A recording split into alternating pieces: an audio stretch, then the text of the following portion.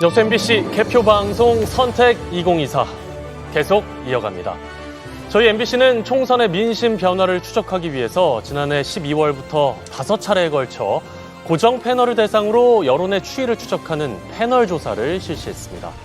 이 중에서 호남권의 응답만 따로 분석했는데 어떤 흐름이 있었을까요? 주현정 기자입니다. 제22대 국회의원 선거를 앞두고 정치 민감도가 높은 호남 지역 유권자들의 표심에는 어떤 변화가 있었을까? MBC의 패널 조사 결과 투표율이 다가올수록 광주 전라의 지역구 표심은 더불어민주당을 향했습니다.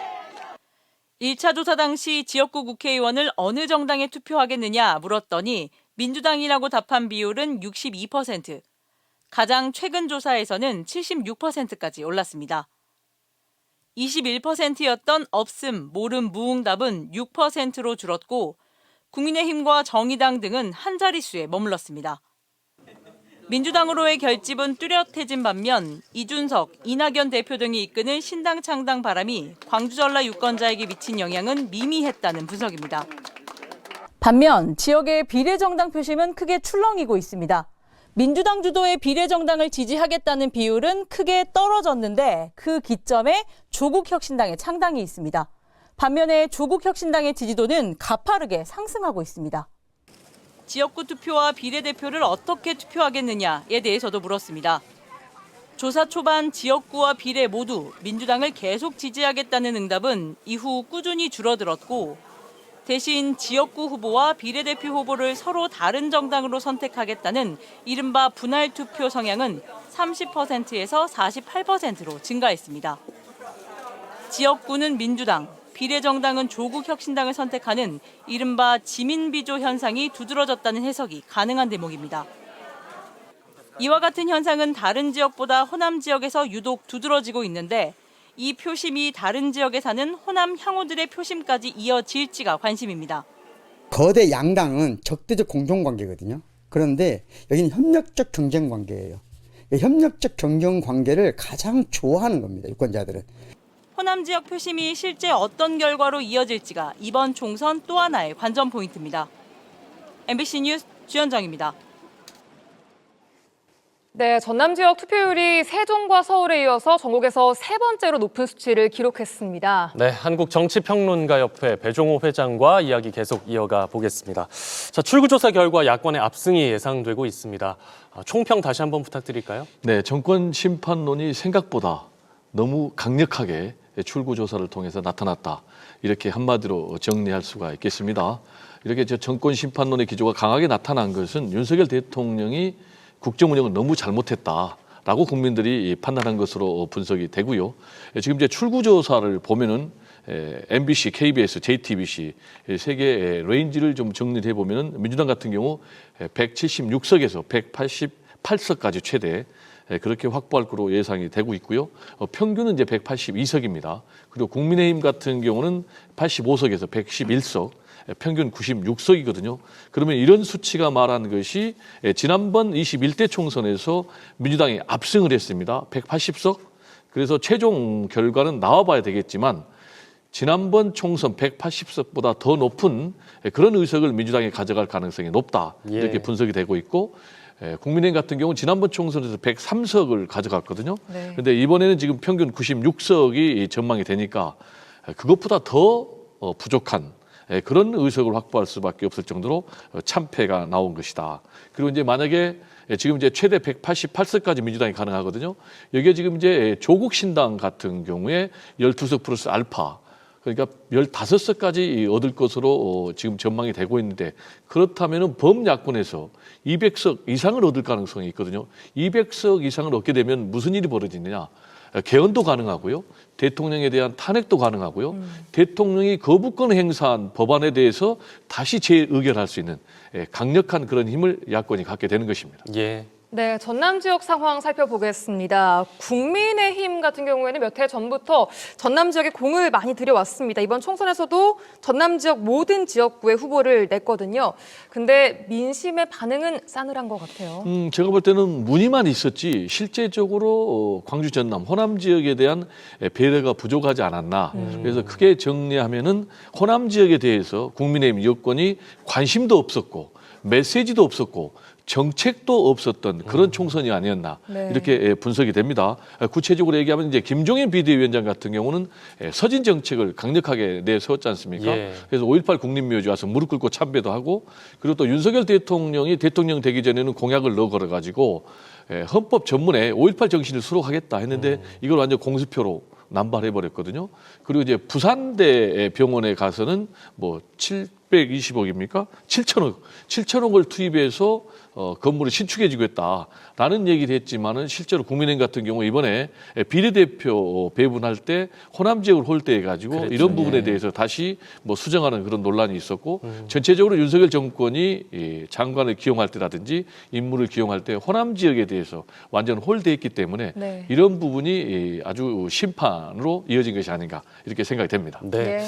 야권이 이렇게 크게 이길 경우에 국정 운영 기조가 어떻게 변할 걸로 보세요? 네, 한마디로 이제 윤석열 대통령의 국정 운영의 동력이 크게 약화될 수밖에 없어요. 그래서 노동, 연금, 교육 3대 개혁은 이제 표류할 가능성이 굉장히 높고요. 그리고 레임덕이 불가피할 수밖에 없는 상황입니다. 그래서 네. 식물 대통령으로 전락할 것이다. 이렇게 언론은 전망을 하고 있는데 실제로 그렇게 될 가능성이 굉장히 높고요. 그리고 내부에서 탈당을 요구하는 그런 목소리가 굉장히 높아질 가능성이 좀 큽니다. 그리고 또 새 지도부가 들어설 수밖에 없는데 새 지도부 같은 경우는 윤석열 대통령에게 대립각을 세우는 그런 새 지도부가 나올 가능성이 높고 그리고 이제 야권이 이번에 정권 심판론의 기조를 내걸어 가지고 압승을 했지 않습니까? 그러면 윤석열 대통령의 국정 운영에 대해서 강력하게 제동을 걸 수밖에 없고요. 실제로 지금 조국 신당 같은 경우는 김건희 여사를 법정에 세우겠다. 라고 했기 때문에 김건희 특검법에 대해서 다시 또 통과시킬 가능성이 높고요. 한동훈 특검법에 대해서도 제가 볼 때는 야권이 힘을 합쳐서 처리할 가능성이 굉장히 높다. 그래서 이제 전국이 더 경색될 가능성이 높은데 이런 상황일수록 윤석열 대통령 그동안 일방 통행식 국정으로 운영을 해왔지 않습니까? 네. 완전히 정치가 실종이 됐는데 오히려 정치를 복원시키는 그런 계기로 삼아야 되는 것이 아닌가 생각이 됩니다. 네. 말씀하신 것처럼 선거 과정에서도 국민의힘 내부에서 윤 대통령의 탈당 요구가 있었고 총선 이후에 윤 대통령이 탈당할 것이라는 전망도 나오고 있습니다. 어떻게 전망하십니까? 제가 볼 때는 뭐 탈당 요구가 할 더 것이다. 거세질 것으로 보여지고요.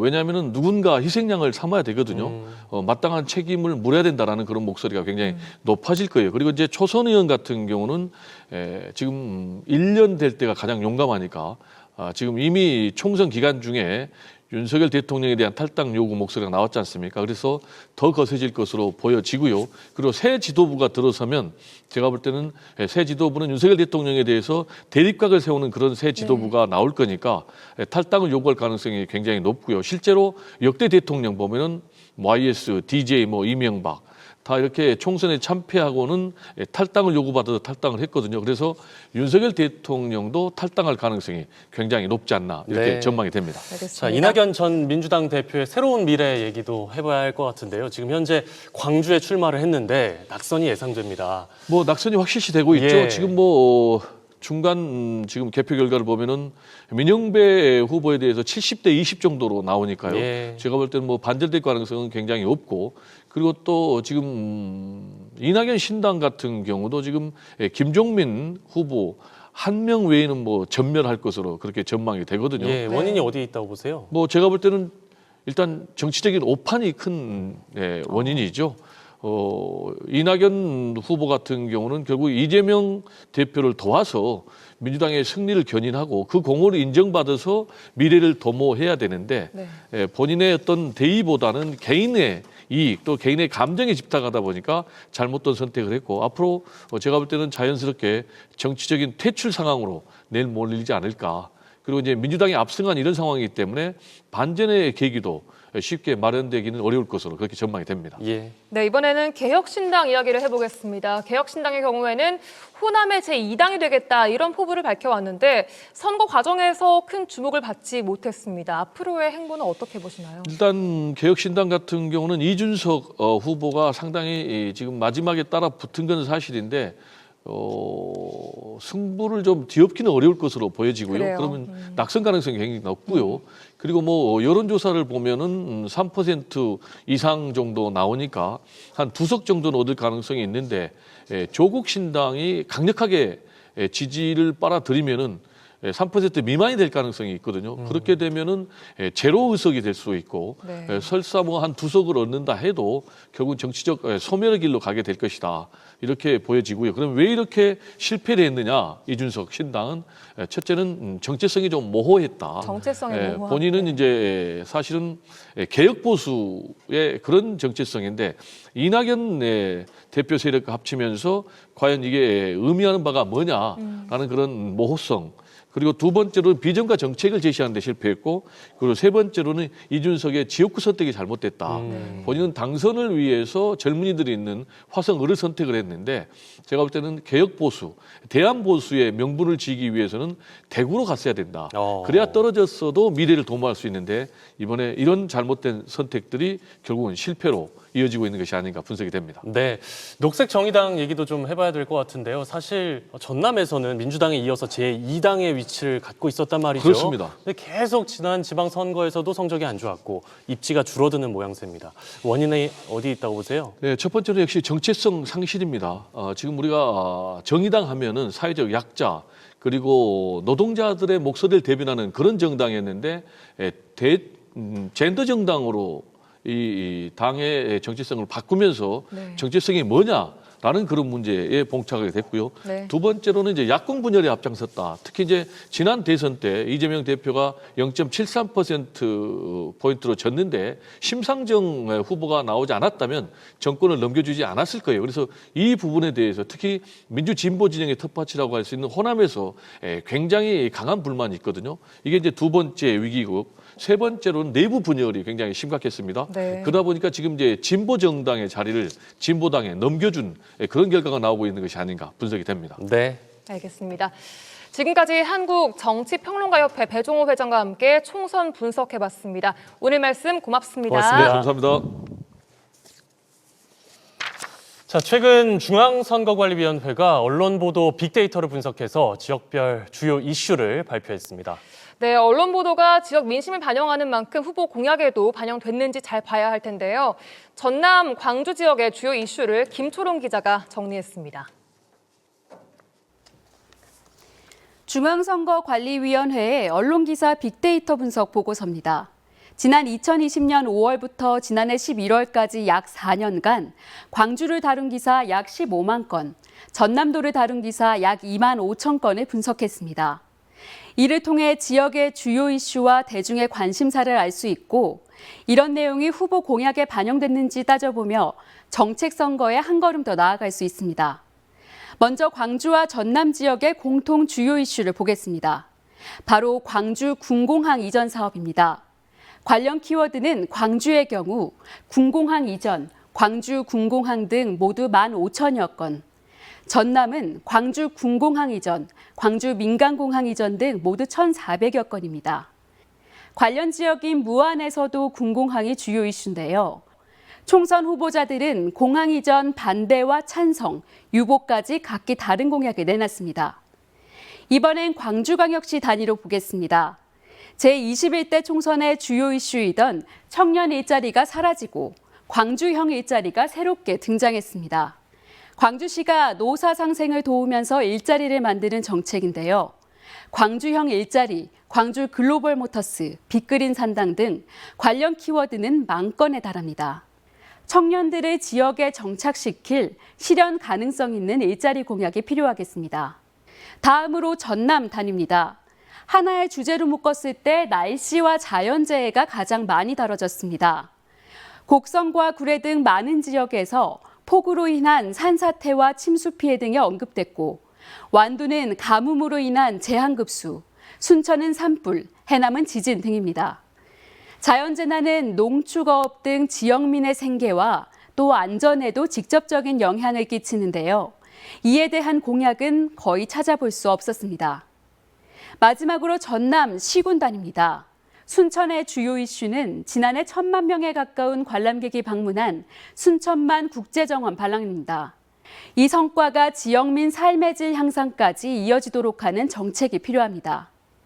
나주는 한국에너지공대가 주요 이슈입니다. 지난해 출연금 삭감과 산업부 감사 이후 총장 사퇴까지 논란이 계속됐는데요. 지역의 미래 먹거리인 에너지 산업과도 관련 있으니 후보들이 어떤 공약을 내놓았는지 살펴야겠습니다.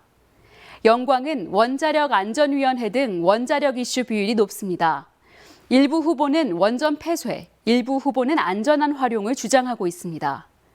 이 밖에 다른 지역 대부분은 지역 개발을 위한 각종 정책들이 주목을 받았습니다. 지금까지 언론 보도 빅데이터로 본 주요 이슈였습니다. MBC 뉴스 김초롱입니다. 네, 여수 MBC 개표 방송 선택 2024 함께하고 계십니다. 네, 현재까지 예측 상황 살펴보죠. 네, 여당과 야당의 1대1 대결이 펼쳐진 전남 여수 갑입니다. 더불어민주당 주철현 후보 88.1%로 현재 예측 1위입니다. 4파전이 치러지고 있는 격전지입니다. 전남 여수 을입니다. 더불어민주당 조계원 후보 69.6%로 예측 1위입니다. 순천, 광양, 곡성, 구례, 갑입니다. 더불어민주당 김문수 후보 57.8%로 현재 예측 1위. 순천, 광양, 곡성, 구례, 을입니다. 민주당 권향영 후보 67.2%로 예측 1위입니다. 전남 고흥, 보성, 장흥, 강진 선거구입니다. 더불어민주당 문금주 후보 88.7%로 현재 예측 1위. 이번 총선에서 가장 많은 후보를 낸 지역구입니다. 목포입니다. 더불어민주당 김원희 후보 75%로 예측 1위를 달리고 있습니다. 전남 나주 화순으로 가보죠. 민주당 신정훈 후보 70.5%로 현재 예측 1위. 담양, 한평, 영광, 장성, 민심은 어디로 향할까요? 민주당 이계호 후보 61%로 예측 1위입니다. 해남, 완도, 진도입니다. 더불어민주당 박지원 후보 많이 앞서가고 있죠. 88.4%로 현재 예측 1위입니다. 전남 영암, 무안, 신안 선거구입니다. 더불어민주당 서삼석 후보 76%로 예측 1위를 달리고 있습니다.